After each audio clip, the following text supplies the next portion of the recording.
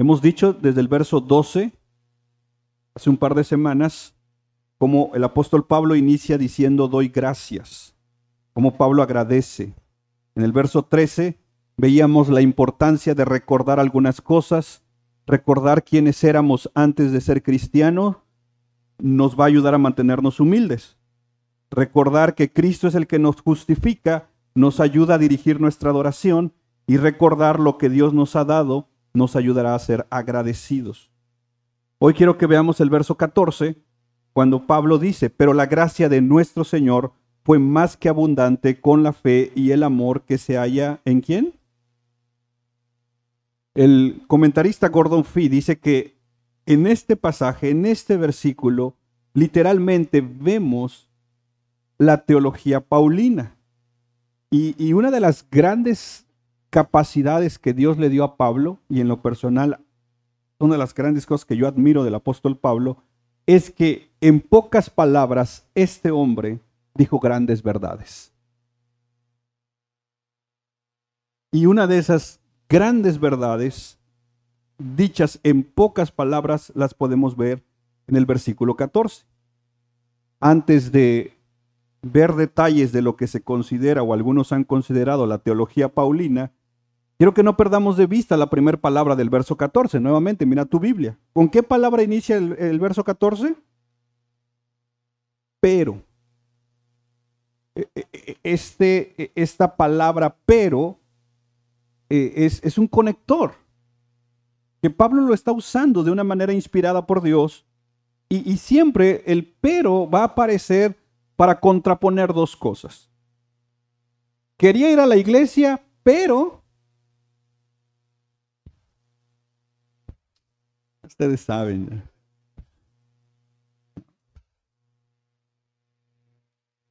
Quería ir, pero quería yo hablarle de Cristo a tal persona, pero. Entonces, el pero siempre va a contraponer dos cosas. Puede ser, voy a ponerlo de esta perspectiva, una positiva con una negativa o una negativa contra una positiva. Y aquí el apóstol Pablo usa este conector precisamente para contraponer lo que acaba de decir. Nuevamente, mira el versículo 13. Habiendo yo sido, ¿qué? Blasfemo, perseguidor y agresor. Se me mostró misericordia, porque lo hice por ignorancia y por incredulidad. Ahora, ya hemos dicho esto, y lo decíamos la semana pasada, la ignorancia y la incredulidad no justifican nuestro pecado. ¿Te acuerdas? El hecho de que tú no sepas que algo es pecado y lo cometas, no por eso deja de ser pecado. Sigue siendo pecado. Entonces, Pablo está diciendo, yo cometí todos estos pecados, este era lo que yo era, pero, y aquí es donde entra el verso 14, la gracia de nuestro Señor fue más que abundante. Este era yo, dice Pablo, pero Dios hizo esto. Estas son las cosas a las que yo me dedicaba antes de ser cristiano, pero Dios me salvó. Y esto es de una manera tan impresionante que Pablo usa una forma de expresar la obra de Dios diciendo, pero la gracia de nuestro Señor fue más que abundante. ¿Por qué Pablo pone esta palabra de abundante justamente aquí? ¿Sabes por qué? Porque precisamente Pablo reconoce que ante la abundancia de su pecado se necesita una gracia abundante. De hecho, la NTV dice, oh, qué tan generoso y lleno de gracia fue el Señor. Me llenó de la fe y del amor que provienen en Cristo Jesús. Pablo básicamente está diciendo, ¿sabes? Cuando en mí abundó el pecado, ¿sabes qué hizo Dios?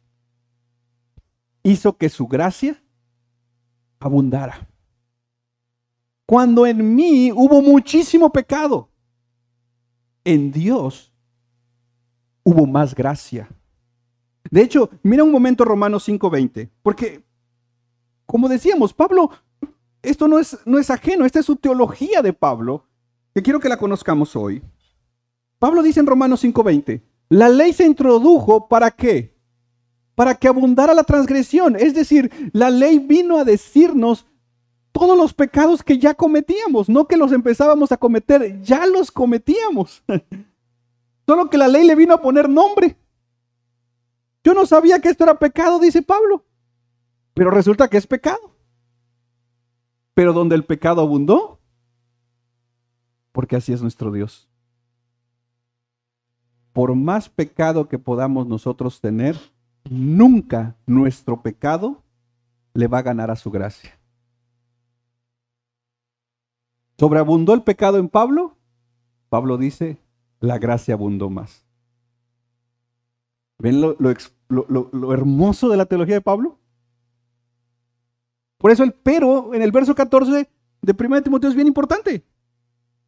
Porque Pablo está contraponiendo, ¿qué creen? Yo era un gran pecador, pero para un gran pecador hay abundante gracia.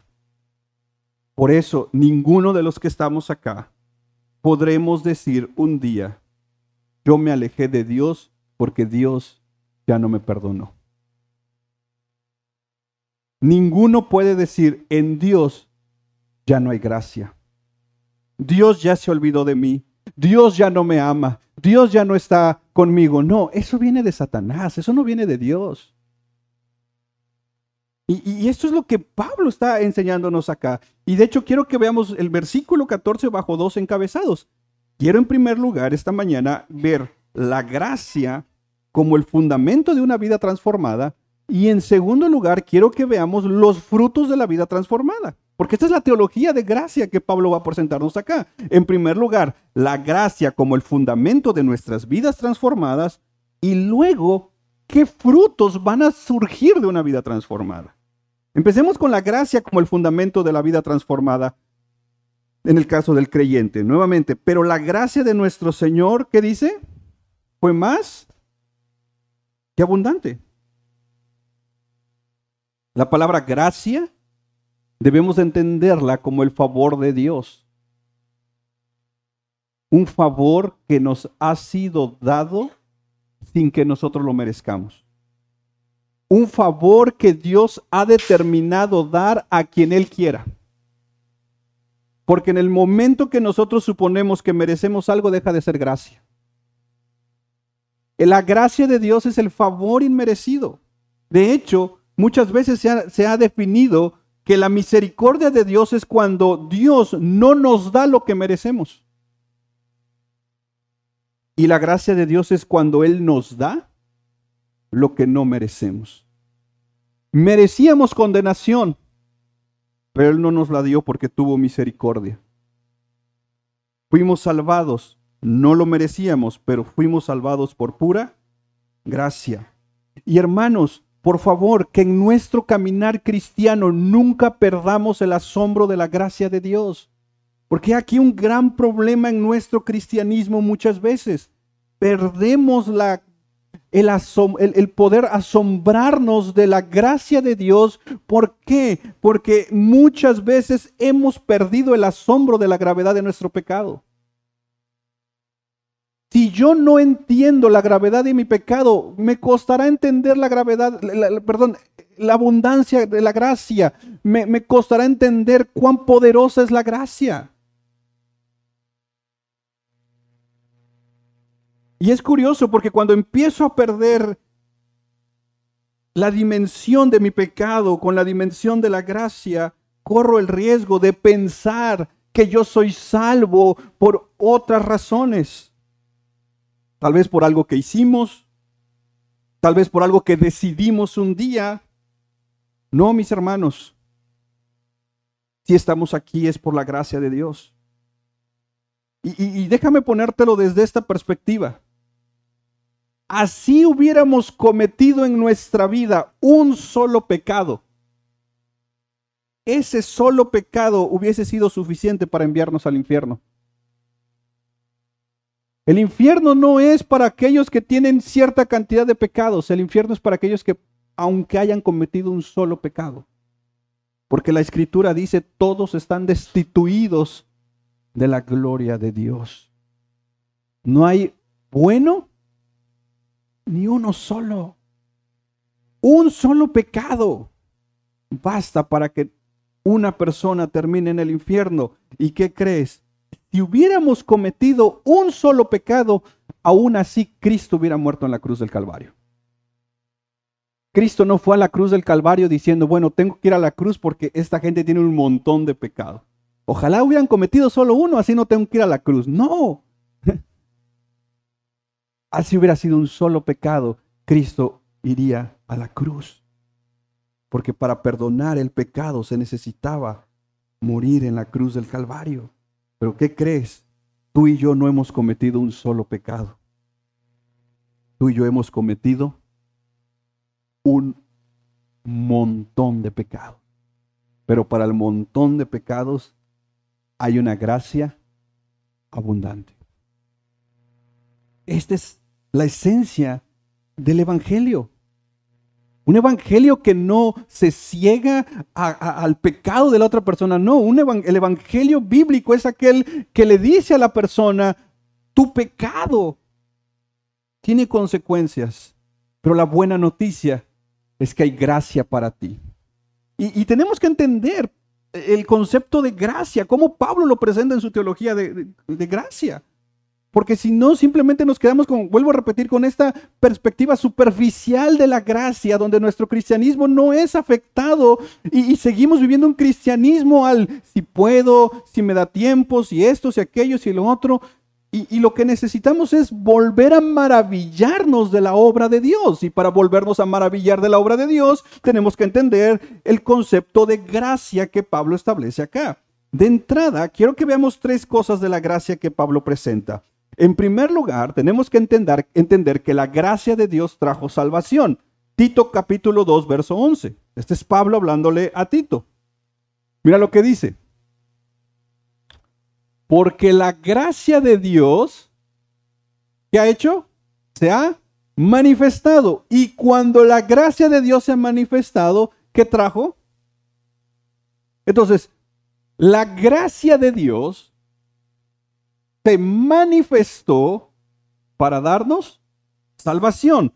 Es por eso que nosotros los cristianos creemos que la salvación es por gracia. Mis hermanos, sin la gracia de Dios mostrada, como Pablo lo está presentando acá, ¿sabes? Si Dios no te hubiera mostrado gracia, hoy tú y yo seguiríamos perdidos. Hoy tú y yo seguiríamos caminando a la condenación eterna. Entonces, lo primero que tenemos que entender cuando Pablo habla que esta gracia de nuestro Señor fue más que abundante, es que la gracia de Dios trajo salvación. Número 2, la gracia de Dios es eterna. Segunda de Timoteo capítulo 1, verso 9. Segunda de Timoteo capítulo 1, verso 9. Mira, esto es bien importante. Él, ¿quién es Él? Dios. ¿Qué ha hecho? Nos ha salvado y nos ha llamado. ¿Qué dice? Luego agrega Pablo, no según nuestras obras, sino según su propósito. ¿Y según qué cosa? ¿Cuándo? Es increíble este versículo que dice que la gracia que nos fue dada en Cristo Jesús desde la eternidad. Y si recuerdan, cuando veíamos en las clases de teología propia, veíamos el elemento de la Trinidad, hablábamos de este pacto trinitario, donde el Padre elige, el Hijo redime y el Espíritu Santo sella. Ok, en este pacto trinitario, el plan de derramar gracia ya estaba. Por lo tanto, la obra de salvación no fue el plan B de Dios.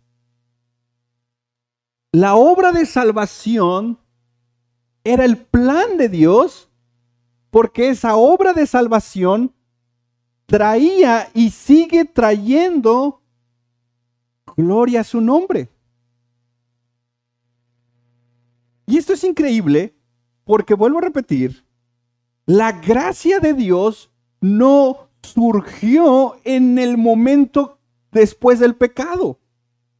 Uno pudiera pensar que en el momento que Dios crea todo, Génesis 1 y 2, y luego tenemos la caída en el 3, ahora es como suponer que ahora Dios algo tiene que hacer para componer el tiradero que dejaron esta gente, y una respuesta de Dios va a ser la gracia. No, porque entonces supondríamos que antes de eso Dios no tenía gracia. Y nuestro Dios es un Dios de gracia. Por la eternidad. Es parte de su carácter. Entonces, la gracia de Dios está desde la eternidad, porque la gracia es eterna. Por eso Pedro lo va a decir de esta manera en 1 de Pedro 5:10. Y después de que hayan sufrido un poco de tiempo, el Dios de toda gracia, que los llamó a su gloria eterna en Cristo, Él mismo los perfeccionará, afirmará, fortalecerá y establecerá. En otras palabras, tu salvación y mi salvación en Cristo Jesús no era un plan B, era el plan de Dios. ¿Alguien podría apagar su celular? ¿O alguien tiene? Ya. Era el plan perfecto y eterno del Señor. Nunca pensemos que el plan de Dios no se va a cumplir suponiendo que algo o aún Satanás vaya a interrumpir sus planes. No. Para muestra, lo hemos dicho, tenemos el libro de Apocalipsis donde vemos en qué termina la historia de la humanidad. Donde vemos que todo va a haber un proceso de restauración total, un nuevo cielo, una nueva tierra. Y precisamente eso se determinó desde el principio como parte del plan eterno. Y en el plan eterno, Pablo está diciendo, lo que veíamos en 2 Timoteo 1:9, desde ese plan eterno que él ya tenía, él había planeado mostrarnos a nosotros la gracia de él. Y esto debe de animarnos en cuestiones prácticas a evangelizar. Por ejemplo, tú y yo somos llamados a evangelizar en todo tiempo, confiando que en el tiempo de Dios, Dios va a obrar. Porque Él tiene su plan. Y parte del plan es que tú y yo evangelicemos. Orando que el Señor muestre gracia a la persona que aún no le conoce. Señor, dale de tu gracia, convéncelo de su pecado para que te conozca a ti. No oramos diciendo, Señor, no lo molestes, déjalo que en su libre albedrío Él te escoja. ¿Cuándo lo va a escoger? Nunca. Es, Señor, irrumpe su vida con el poder de tu gracia. Dale la gracia de la salvación. Recuérdale quién tú eres. Y su necesidad primaria no es que su 2025 sea el mejor año. Su necesidad primaria es que hoy sea salvo. Entonces, Pablo presenta esta gracia, como dijimos, número 1, una gracia que trajo salvación. Número 2, como una gracia que es eterna, no empezó en algún punto del tiempo, no. Y número 3, nos personaliza la gracia, porque la gracia de Dios no es algo, la gracia de Dios es alguien. Mira Juan capítulo 1, verso 14. El Verbo se hizo carne y habitó entre nosotros y vimos su gloria, gloria como del unigénito del Padre lleno de... Y 3 versículos adelante, versos 17, dice, porque la ley fue dada por medio de Moisés. Y mira esto, ¿qué dice Juan? La gracia y la verdad fueron ¿qué? ¿Por medio? Entonces, La gracia de Dios, ¿quién es? Es Jesús. En la teología de Pablo, que es una teología de gracia, lo que Pablo está invitándonos a conocer es precisamente a Cristo. Que Cristo es la manifestación de la gracia de Dios. ¿Y cómo entonces la obra de Cristo se aplica a nosotros? Y mis hermanos, es aquí donde nuestro cristianismo debe de descansar. Nuestro cristianismo descansa en la obra de gracia que Dios ha hecho por nosotros. Y la vida cristiana se vive desde la gracia de Dios. Tú y yo estamos acá por la gracia de Dios. Tú y yo hemos llegado hasta esta fecha del año 2024 y seguimos siendo cristianos. ¿Por qué? Porque somos muy fuertes, porque nuestras disciplinas espirituales han estado al 100, porque hemos ido a evangelizar a los lugares peligrosos, porque no, si estamos aquí es por pura gracia. Si estamos aquí es porque Él sigue dándonos gracia. Por eso lo decíamos el miércoles en el Salmo 103, y ojalá vengas este miércoles 25, si no sales de la ciudad, vente el miércoles para meditar precisamente en cómo Dios se ha acordado de nosotros, mostrándonos gracia. Porque Él pudo haber elegido mostrarte justicia. Y Él no es malo. Si te da justicia, es porque es un Dios justo. Y tú y yo merecemos justicia. Y bajo la justicia de Dios, ¿cuál sería nuestro final? Condenación. Pero cuando Él vino a ti y vino a mí, ¿sabes qué nos mostró? Gracia. Porque sin su gracia fuéramos.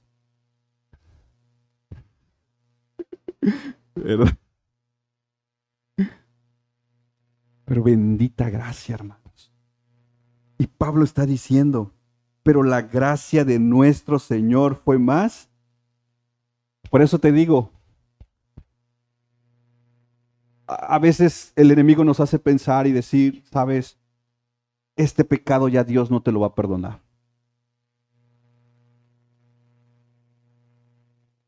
Pero Pablo nos diría, para ese pecado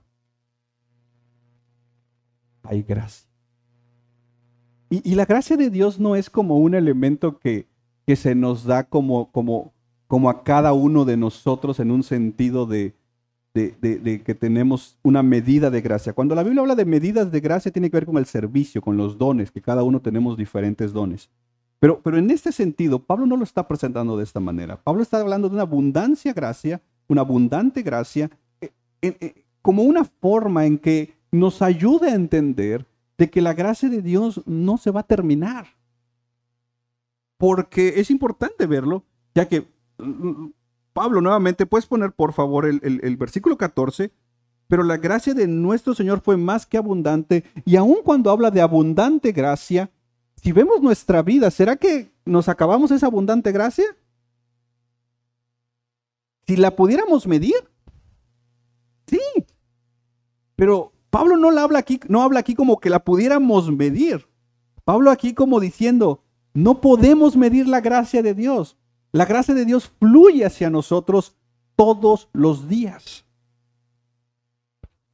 Y me encanta, creo que es Piper que habla de esto, cuando dice, es como cuando te pones en el río y el agua está fluyendo segundo a segundo, segundo a segundo. Y así es la gracia de Dios. Cada respiro que damos en la vida, cada paso que damos, cada elemento que hacemos en la medida que caminamos la vida cristiana, lo hacemos desde tu gracia. Porque si Dios retirara su gracia, mis hermanos, nosotros no pudiéramos continuar. Todo lo hacemos por tu gracia. Por eso, de hecho, la NTV, este mismo versículo dice, oh, qué tan generoso y lleno de gracia fue el Señor. Pablo usa este lenguaje como un elemento de decir, Es una abundante gracia que el Señor me mostró. ¿Y por qué yo necesitaba una abundante gracia? Porque yo era una persona con abundante pecado. Yo no tenía poco pecado. Yo tenía mucho pecado. Pero para mi mucho pecado, la gracia abundó. Ahora, esto podría quedar nada más como un tema teológico de decir, wow, qué gracia. Pero jamás Pablo lo va a dejar en un tema teológico. La teología de Pablo no es así.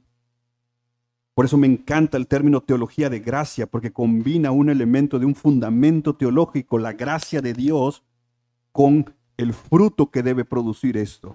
Y ese es mi segundo encabezado, la fe y el amor como frutos de una vida transformada.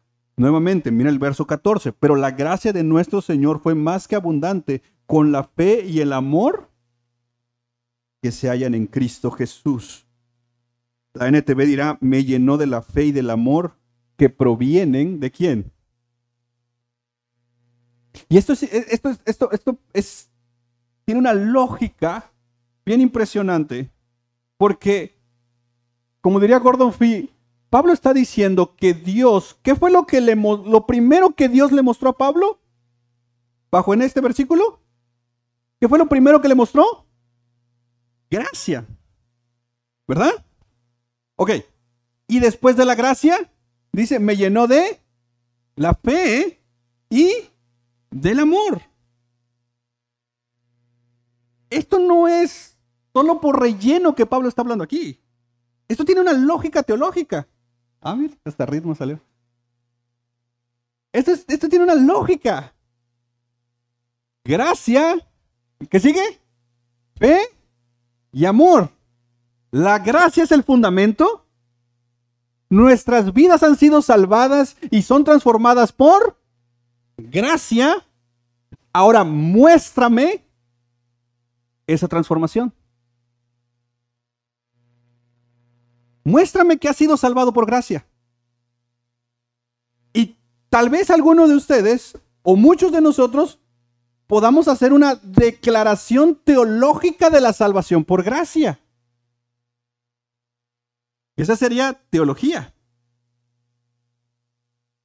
Pero una declaración teológica de la gracia, por muy buena que sea, tiene que traducirse en frutos.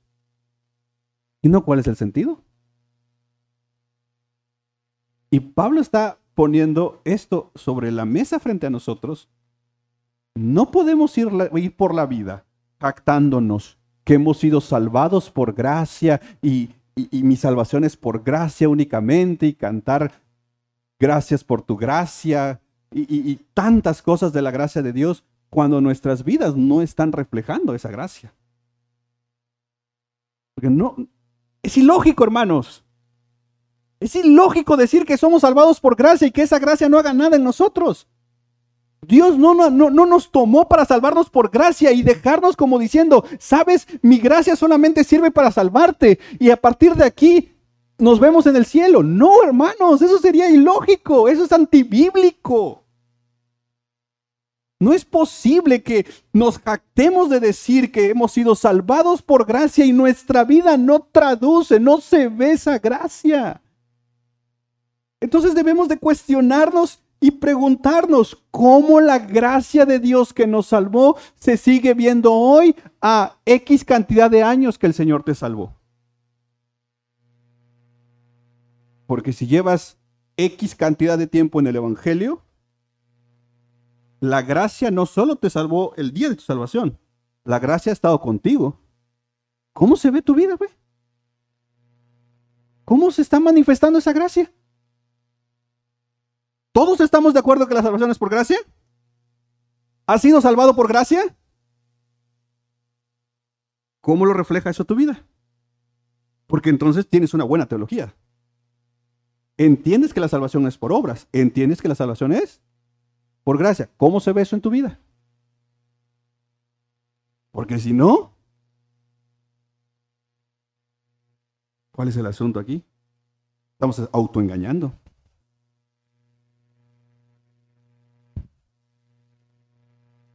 Es importante la teología,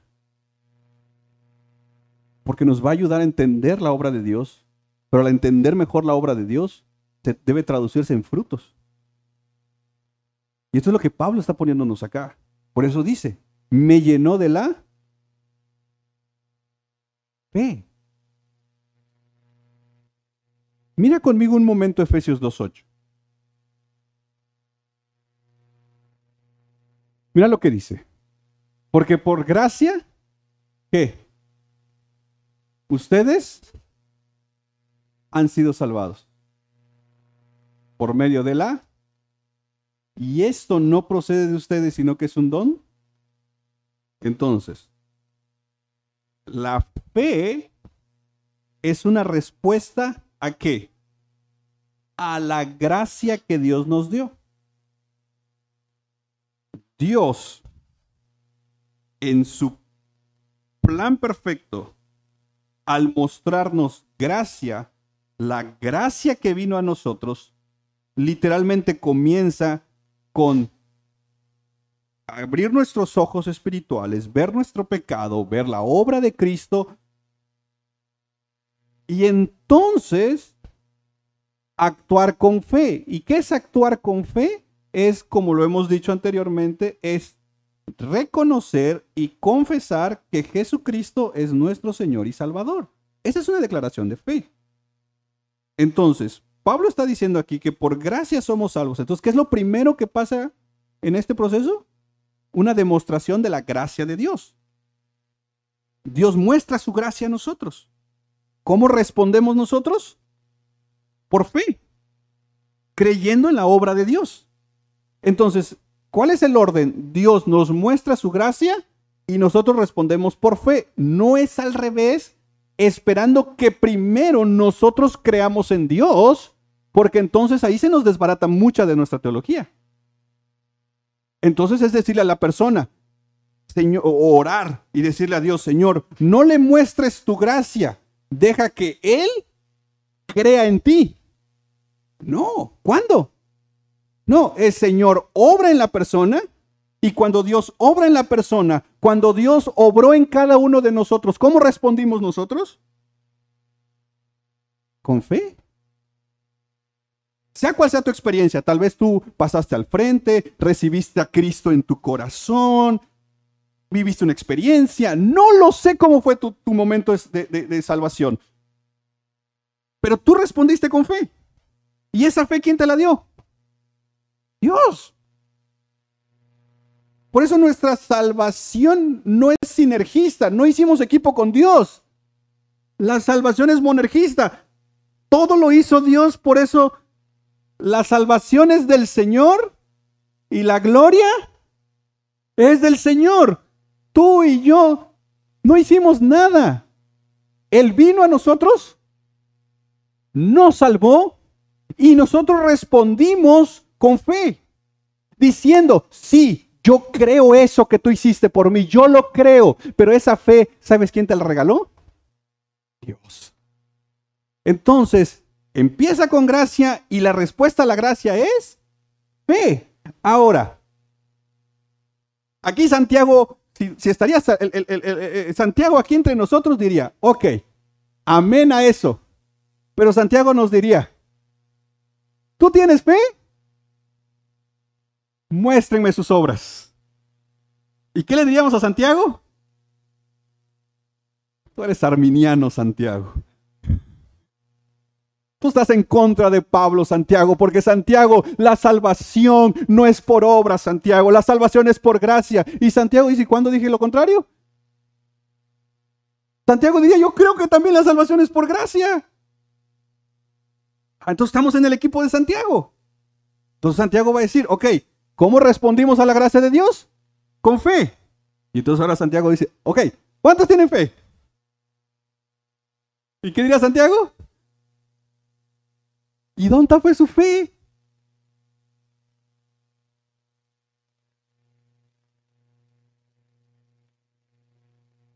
No, pero mira, Santiago, déjame decirte lo que Calvino dijo. Y Santiago dice, no quiero que me vengas con Calvino. Muéstrame tus obras. No me vengas solamente diciendo que tengas fe. No me vengas diciendo solo que tienes tu salvación por gracia. No me vengas con eso. Porque déjame decirte algo. ¿Qué crees? Hay otros que también tienen fe. ¿Y sabes quiénes son? Los demonios. Pues por lo menos nos parecemos a los demonios. Ahora, pero dice que los demonios ante Dios tiemblan. Y nosotros en la presencia de Dios, echamos café con pan.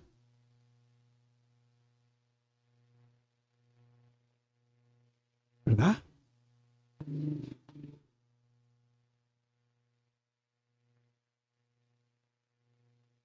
La fe que Dios nos dio no es una fe que se quedó solo en el momento de la salvación. Esta fe debe de producir frutos, obras. Mira cómo lo pone Gálatas capítulo 5, verso 6. Nuevamente, esta es la teología paulina, esta es la teología de gracia. Porque en Cristo Jesús ni la circuncisión ni la incircuncisión significa nada, sino la fe que obra. Pablo dice entonces que la fe y el amor. Puedes volver nuevamente a Timoteo capítulo 1, verso 14 en la NTV.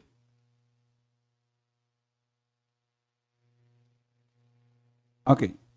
Mira lo que Pablo está diciendo acá. Me llenó de la fe y del amor que proviene en ¿qué? Y esto es increíble, porque Pablo está reconociendo que la fe y el amor, ¿de quién provienen? Entonces no son cualidades que nacen en nosotros. Vienen. ¿Y cuándo se te fue dado la fe y el amor? En el momento que creímos. Señor, danos más fe. Y el Señor dijera, ¿para qué? Es más, ya te di. Y no veo que la estés poniendo por obra. Señor, lléname de tu amor. ¿Tienes mi amor? ¿Por qué no lo pones por obra? Y entonces mi justificación a no servirle a Dios por fe y en amor, ¿sabes cuál es? Digo, no puedo, no tengo, no sé y tal.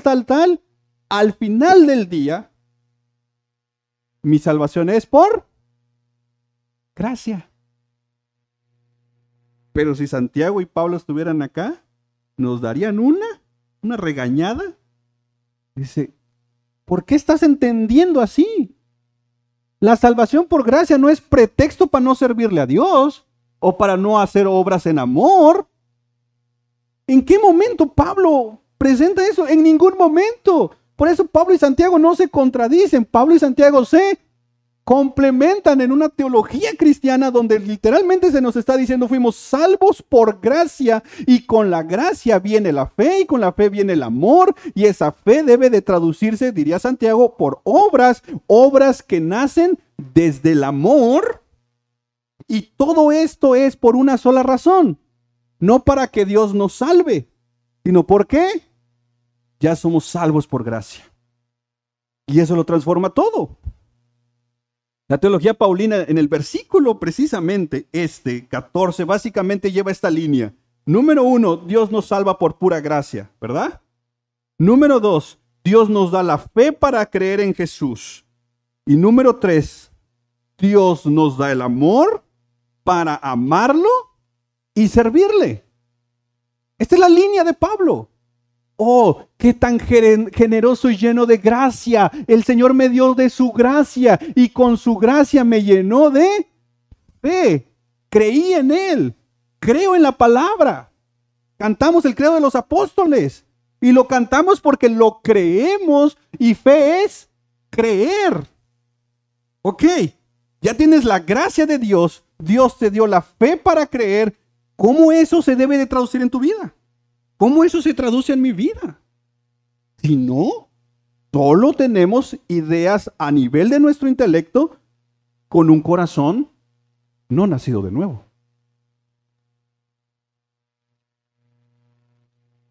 Y esto no, llamemos a otro testigo. Ya pusimos a Pablo, a Santiago. Ahora le preguntemos al apóstol Juan. Apóstol Juan, ¿crees que lo que dicen estos hombres es correcto? ¿Qué crees que nos diría el apóstol Juan? Primera de Juan, capítulo 4, verso 10. En esto consiste el amor verdadero. No en que nosotros hayamos amado a Dios, sino que Él. ¿Puedes ponerlo en la Biblia de las Américas, tantito? Ahí está. En esto consiste el amor, no en que nosotros hayamos amado a Dios, sino que Él nos amó a nosotros y envió a su Hijo como propiciación por nuestros pecados. En esto consiste el amor, dice Juan. Tú y yo no amamos a Dios primero. Dios no vio en la línea del tiempo y dijo, ya vi que tal persona me va a amar. Entonces lo voy a elegir porque Él ya me eligió primero. ¿Eso dice aquí? No. Dios sabía que ninguno lo iba a querer. No queríamos a Dios. Y como diría Spurgeon, si Cristo no hubiera venido a mi vida, yo seguiría huyendo de Él, sin querer nada de Él. ¿En qué consiste el amor de Dios? En que Él nos amó primero. ¿Y qué hizo por ti? ¿Qué hizo por mí? ¿Nos mandó un mensaje en el día del cumpleaños? ¿Qué hizo Dios para mostrarte su amor por ti? Ahí está.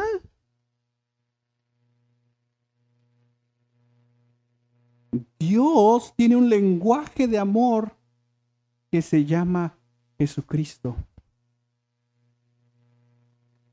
Cuando dudes del amor de Dios, ve a Cristo. Él es la manifestación del amor del Padre.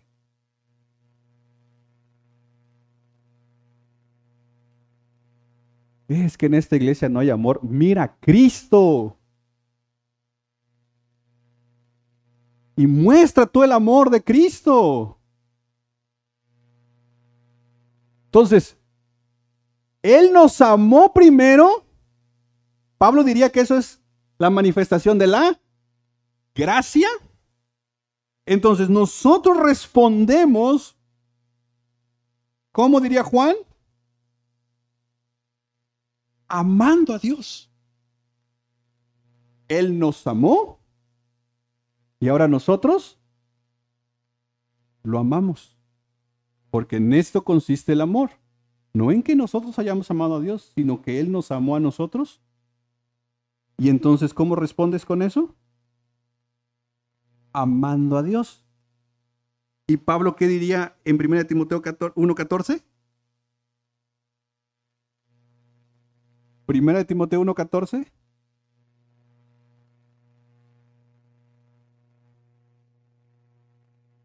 Más que abundante con la fe y el amor que se hallan en Cristo Jesús.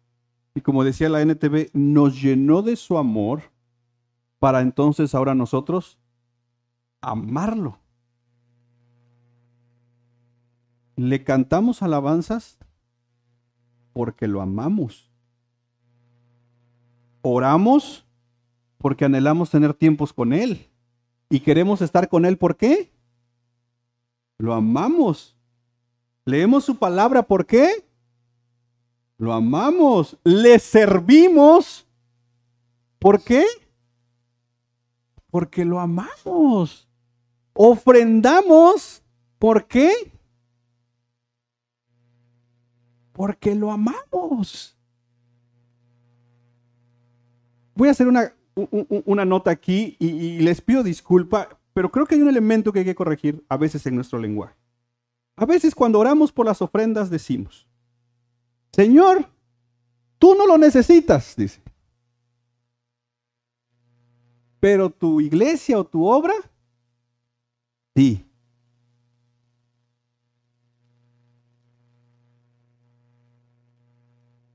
Entonces tenemos a un Dios que no necesita recursos, pero su obra sí. Entonces estamos poniendo a un Dios que está desconectado de su obra.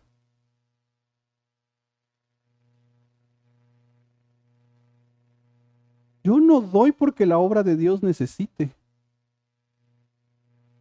El motor de lo que damos no es porque yo estoy poniendo un granito de arena a la obra de Dios. Mis hermanos, con tu ofrenda o sin tu ofrenda, Dios lo va a hacer. ¿Sabes por qué le debemos de ofrendar? Porque se supone que lo amamos. ¿Sabes por qué no ofrendamos? Es porque no tengo. Bueno, a veces, ¿verdad? Pero vamos a suponer, a veces no damos. Te voy a decir por qué. Porque aunque no lo querramos reconocer, amamos más el dinero que a Dios. Esa es la realidad, hermanos. ¿Para qué le andamos jugando al cuento? ¿Por qué a veces no nos sumamos a servir cuando sí podemos servir? Porque amamos más nuestro tiempo que el tiempo que yo le puedo dedicar a Dios. No estoy diciendo que en todas las actividades, pero hay momentos donde tú puedes servirle y no lo haces. Y hermanos, ya, o sea, no es como para que escondernos. No, es claro, no amamos suficiente a Dios. Y mientras no comencemos por ahí, nuestra vida no va a cambiar. Dice, ahora sí ya me compré mi agenda 2025. Dice, ya aparté todos aquí, ya lo llené mi agenda. Dice, este es para Dios, para Dios, para Dios.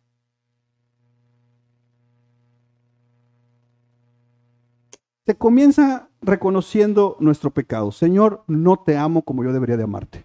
Y muchas veces llevo X cantidad de años en el Evangelio y en lugar de amarte más, hay veces que te amo menos. Para muestra mi agenda donde no tengo tiempo ni para orar, ni para leer la Biblia, para congregarme, para servir, y ni doy generosamente, porque en esencia, Señor, me amo más a mí que a ti.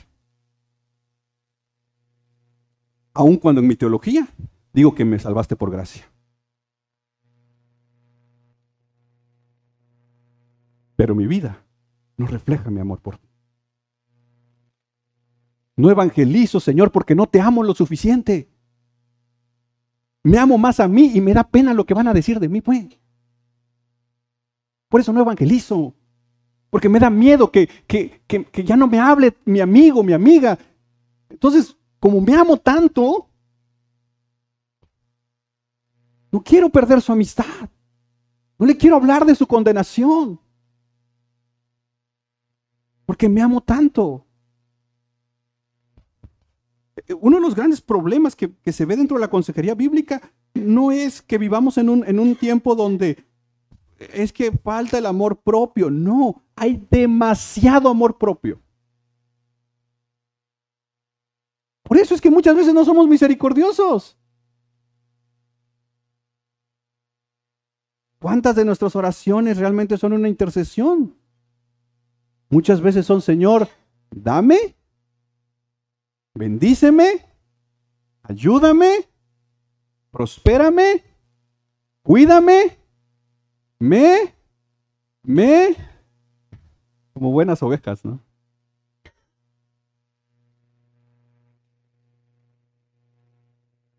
Porque Dios murió por mis pecados, por lo tanto, yo soy el centro del amor de Dios y entonces Dios está para mí. ¿Eso no es cierto?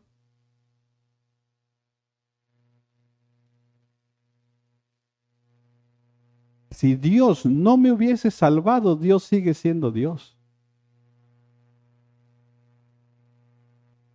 Dios no está para mí.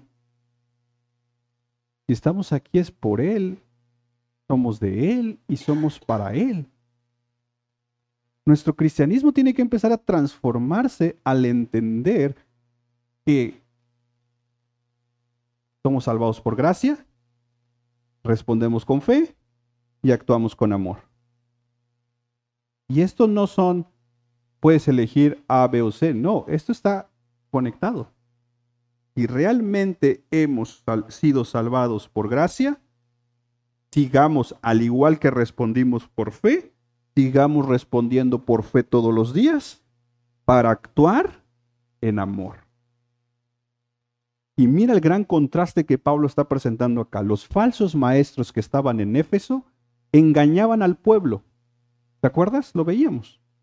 Sacando ganancias, sacando dinero, buscando reconocimiento personal. Ellos habían hecho a un lado la gracia y habían puesto las obras como el centro del evangelio. Ellos buscaban solamente estas cosas, pero Pablo viene y les recuerda a Timoteo para que Timoteo les recuerde a la iglesia, oigan, Dios ya los salvó por gracia. Es más, mira tu Biblia, verso 12, en la Biblia de las Américas lo puedes poner. Quiero que veas algo impresionante que me llama mucho la atención cómo Pablo presenta su teología, pero mira el verso 12. ¿Qué hizo Dios en Pablo? Número 1, me fortaleció. Número 2, me puso por fiel. Y número 3, ¿qué dice? Me puso en el ministerio. Ya vimos que eso es servir. Entonces, ¿qué hizo Dios? Me fortaleció, me tuvo por fiel y me llamó a servirle. Verso 13, Pablo dice que era blasfemo, perseguidor y agresor.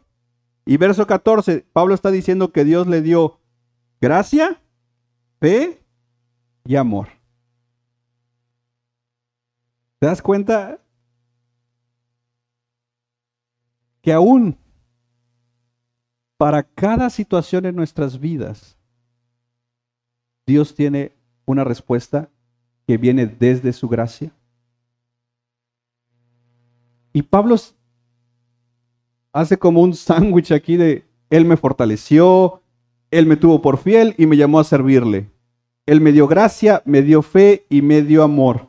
Y esto se unió que lo que yo era, blasfemo, perseguidor y agresor, eso ha sido perdonado y ya en mi currículum ya no está. Eso ya no está. Porque tu pasado y mi pasado han sido perdonados. Y de ahí el lenguaje que el salmista dice que nuestros pecados fueron puestos hasta el fondo. No es como en el fondo del mar están nuestros pecados. No, no, no, no. Este es un lenguaje que en esencia está diciendo, tu pasado que ha sido perdonado por Cristo está literalmente borrado. Ahora eres una nueva criatura. Pero Pablo entonces dirá, ¿y cuándo vamos a comenzar a ver esa nueva criatura? Dice, el próximo año.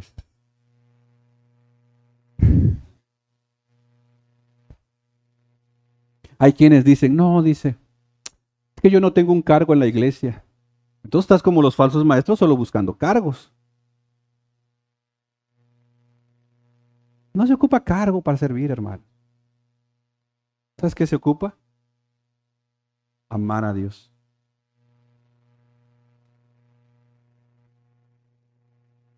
¿Qué ha hecho la gracia de Dios en ti y en mí, aparte de salvarnos? Si tuvieras que hacer un pequeño análisis de tu propio año, ¿has crecido en la gracia de Dios? ¿Has crecido en fe? ¿Cómo estás concluyendo este año? ¿Cómo está tu agenda? ¿Dios está más presente en tu agenda o menos? ¿Cómo están tus finanzas? ¿Es Dios en primer lugar? ¿O es si me alcanza? ¿Cómo hemos crecido en frutos, hermanos? Porque no solo es el hecho de que los años pasan, los años seguirán pasando hasta que Cristo venga. ¿Cómo estamos creciendo en esta gracia? Y eso creo yo vale la pena meditar. ¿Te parece si oramos? Toma un tiempo y habla con Dios mientras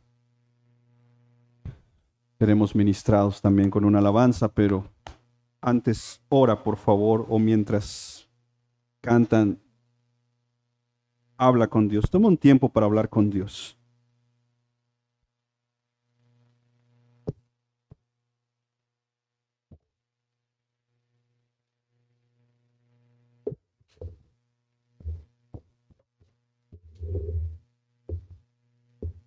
Padre, te damos gracias por permitirnos recordar que hemos sido salvados por gracia. Si estamos acá, si somos salvos, es por gracia, Señor. Y la verdad, qué hermoso es recordar que hasta aquí hemos llegado es por tu gracia. Somos sostenidos por gracia. Señor, gracias, de verdad, Señor, muchas gracias por la sobreabundante gracia que todos los días nos muestras, Padre. Gracias te damos, Señor, porque aún lo poco que podamos avanzar, el paso, el centímetro en la vida cristiana que podamos avanzar, es por tu gracia. Y yo creo, Señor, que estamos por cerrar este año. Y qué mejor forma de decirte gracias por tu gracia. Gracias, Señor, por estar con nosotros todos los días de este año que casi termina. Gracias por nunca dejarnos, aun cuando quizás nosotros te dimos la espalda. Aun cuando muchas veces no quisimos escuchar tu palabra, volteamos nuestro rostro y en nuestro orgullo tomamos decisiones conforme a nuestra voluntad, considerando que nosotros somos más sabios que tú. Perdónanos. Yo creo, Señor, que cuando nos veías así hasta te reías de nosotros. Pero gracias por tu gracia, Señor. Gracias por sostenernos en tu gracia. Gracias por no abandonarnos a nuestro propio orgullo, a nuestro pecado. Gracias por tanta paciencia, Señor. Gracias por determinar cumplir tu propósito en nosotros, Señor. Porque en nuestros peores momentos, tu gracia nos sostiene, Señor.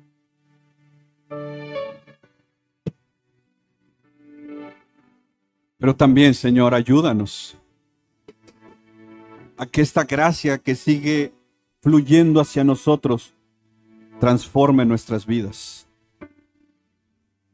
No queremos irnos a los extremos, por un lado, no hacer nada, pero también no queremos ser activistas de la gracia, no. Queremos honrarte en todas las áreas de nuestra vida. Queremos honrarte de lunes a viernes en nuestro trabajo. Queremos honrarte en nuestras reuniones de familia en casa. Queremos honrarte en lo secreto. Queremos honrarte en lo público. Queremos servirte, Señor, y yo creo que ninguno de los que estamos acá necesita un título para servirte. Pero queremos servirte, Señor, ahí donde tú nos has puesto, ahí en esa escuela, en esa empresa, en donde tú, Señor, nos pongas. Ayúdanos a entender que todo es por ti y es para ti. Ayúdanos a entender que si hoy nos tienes en algún punto en específico, que en lugar de andarnos quejando del por qué estamos ahí, que aprovechemos el estar ahí para vivir para ti, para tu gloria y servirte, Señor. Y ayúdanos a seguir orando por nuestros familiares, amigos, conocidos que no te conocen. Iglesia, toma un momento y ora por alguien que no conoce a Cristo. Padre, conscientes estamos que si tú los dejas, aquellos decidan, nunca decidirán. Padre, por favor, interrumpe sus caminos como lo hiciste con nosotros. Convéncelos de pecado. Convéncelos de juicio, de justicia. Y atráelos a ti, Señor. Muchos quizás ya nos cansamos de hablarles. Muchos quizás ya nos agotamos y ya tiramos la toalla, como se dice, diciendo, Señor, yo ya no les voy a hablar porque ya les hablé mucho. Señor, hoy Lo rendimos todo a ti, Señor.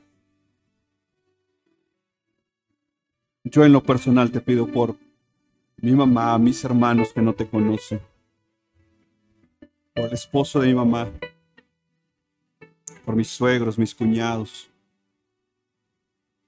Te pido, Señor, sálvalos por tu gracia, Padre. Porque si no, Señor, se perderán en la eternidad. Padre, por favor, Señor, cada día es una oportunidad. Ayúdanos, despiértanos como iglesia, Señor. Y ayúdanos a reconocer que no te hemos amado como muchas veces hemos dicho que lo hacemos. Padre, por favor, vuélvenos a enamorar de ti, Señor. Vuélvenos a ti, mi Dios. A no solo decirte con palabras que te amamos, sino que nuestra vida traduzca este amor por ti.